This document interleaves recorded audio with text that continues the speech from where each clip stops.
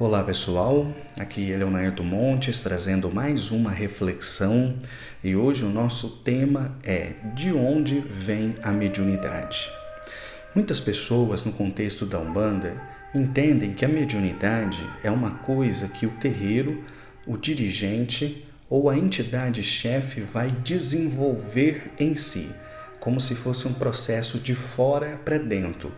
Mas será que é assim? Na verdade, não. A imensa maioria dos médiuns, existem, claro, exceções, mas a imensa maioria dos médiuns são espíritos com pesadas dívidas em relação ao seu próprio passado espiritual.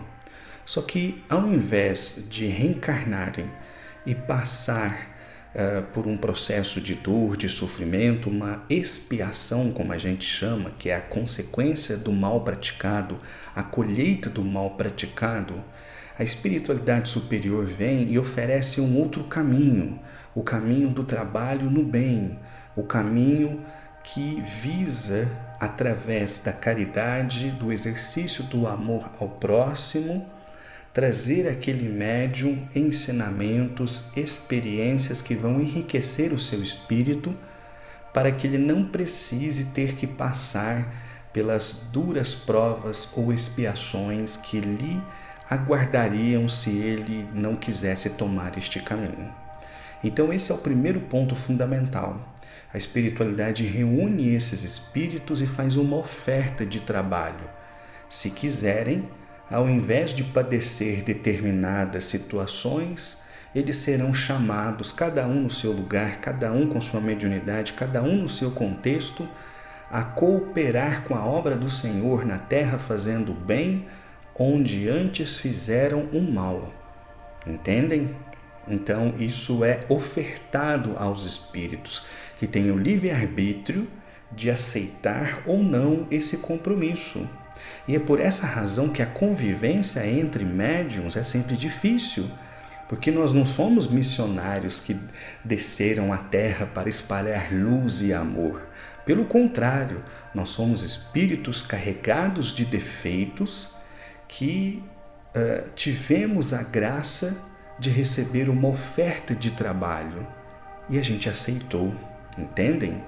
Então, a partir do momento que o espírito aceita essa oferta de trabalho, ele vai passar por um processo de instrução, por um processo de aprendizado que pode levar muitos anos, onde ele vai conhecer a mediunidade, entender como é que ela funciona, ele vai, enfim, se preparar no mundo espiritual para a tarefa que ele realizará quando estiver aqui novamente entre os vivos.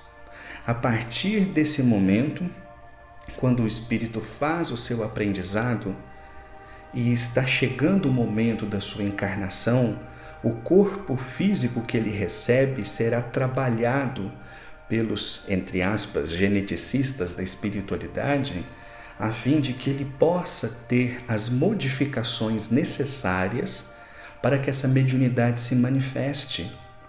Então, o médium não tem um corpo como qualquer outro, não no sentido de vaidade, de superioridade, não é isso. Mas existe algo no nosso cérebro que é diferente das demais pessoas.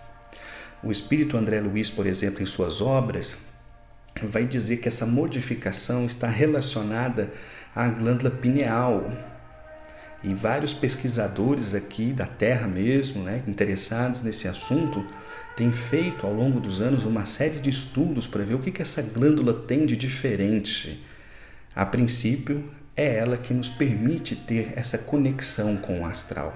Então, o corpo físico do médium ele é trabalhado, ele é modificado para que ele possa ter acesso a essa mediunidade. Então, o indivíduo reencarna, nasce, encontra-se novamente no mundo dos vivos. E em algum momento da sua vida, aqui no contexto da Umbanda, ele vai começar a sentir esse chamado. Ele vai visitar um terreiro e ele gosta, é um amigo que convida, ele escuta falar e quer conhecer, ele fica curioso, vai pesquisar, ou ele está sofrendo e alguém leva ele até uma casa para ele receber um tratamento. E em algum momento desse processo, uma entidade vai virar para ele e falar: filho, você tem uma mediunidade, você tem há algo a realizar aqui na Terra, um trabalho para cumprir. E ali cabe ao indivíduo fazer a segunda escolha, né? Porque nenhuma entidade pode nos obrigar a seguir no caminho espiritual. Essa é uma decisão pessoal. Então, o médium fez a primeira opção antes de encarnar e depois ele faz a segunda quando ele já está encarnado, certo? Por isso aqui um parênteses. Quando o médium se nega ao trabalho, quando ele foge da mediunidade, quando ele nega, quando ele não quer compromisso, quando ele acha que o terreiro é difícil demais, é pesado demais, ele quer viver a vida dele e fazer, enfim, tudo o que ele deseja, deixando a mediunidade de lado, ele está descumprindo algo que ele próprio prometeu que faria antes de encarnar. Então muita gente pega e fala assim, mas é um absurdo falar que eu sou obrigado a desenvolver. E o meu livre-arbítrio, como é que fica? Seu livre-arbítrio existiu lá atrás, antes de você encarnar, quando a espiritualidade te fez uma proposta e você disse sim. Quando você está aqui na Terra e uma entidade te convida, ela está apenas selando o compromisso que começou a ser desenvolvido lá atrás, antes mesmo de você nascer.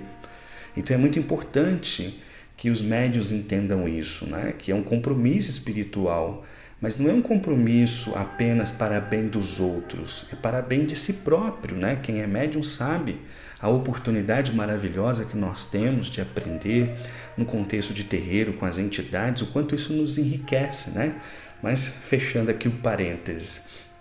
Então, quando a entidade convida a pessoa para desenvolver, ela está selando o compromisso que foi feito lá no astral e que agora está se cumprindo na Terra. Então, a pessoa entra no desenvolvimento mediúnico. Só que não é função do terreiro, nem do dirigente, muito menos da entidade chefe, transformar aquela pessoa num médium. Isso é algo do esforço do indivíduo. O que o terreiro faz, o que o dirigente faz, é oferecer um espaço espiritualmente seguro, acolhedor o suficiente para que aquela pessoa possa desabrochar a mediunidade que ela já traz em si. Entendem? Eu gosto de usar uma figura de linguagem mais ou menos assim. Imagina que o terreiro ele tem uma terra fértil, uma terra bem adubada, uma terra bem equilibrada ali nos sais minerais. Então chega o médium trazendo ali um grãozinho de feijão. E esse médium vai plantar esse feijão ali no terreiro, no chão do terreiro. E então, o dirigente e as entidades e os demais médiuns que colaboram com o desenvolvimento, o que eles vão fazer? Eles vão ali jogar um pouquinho d'água, vão ver se está pegando sol, se as condições estão bacanas. Mas uma vez que você plantou a semente na terra fértil, ela vai brotar, ela vai nascer. Entendem a diferença? Isso é que os médiuns não podem esquecer. Então, quando o indivíduo fala assim, meu desenvolvimento está lento, meu desenvolvimento está muito ruim, isso não é um problema do terreiro, isso é um problema seu. É você que não está fazendo por onde, é você que não está seguindo os preceitos corretamente, é você que não está se esforçando para ser uma pessoa boa o suficiente para te ligar com mais facilidade com a espiritualidade. Isso está nas suas mãos, porque você já veio preparado do plano espiritual. O terreiro está só te oferecendo um espaço seguro, espiritualmente forte, para que você possa desabrochar aquilo que você já trouxe com você. A mediunidade está dentro de você. Entendem a diferença? Por isso que os médiuns precisam se responsabilizar, precisam realmente se esforçar, deixar os maus hábitos de lado, adquirir hábitos bons, procurar viver uma vida serena, uma vida honesta, uma vida tranquila. Não dá para ser uma coisa dentro do terreiro e fora do terreiro outra. Quem vive essa vida dupla fica sempre na corda bamba, está sempre em crise, sempre em dúvida, sempre esperando que alguém venha lhe socorrer. Mas isso é tarefa dele, porque ele aprendeu sobre isso lá. Então, enfim, quando o médium está realmente firme no seu propósito, ele traz essa semente, ele planta e daqui a pouco ela brota, daqui a pouco ela cresce e lá na frente ela renderá frutos, porque isto é uma lei divina, é uma lei da natureza. Vou parando por aqui, um abraço, até a próxima.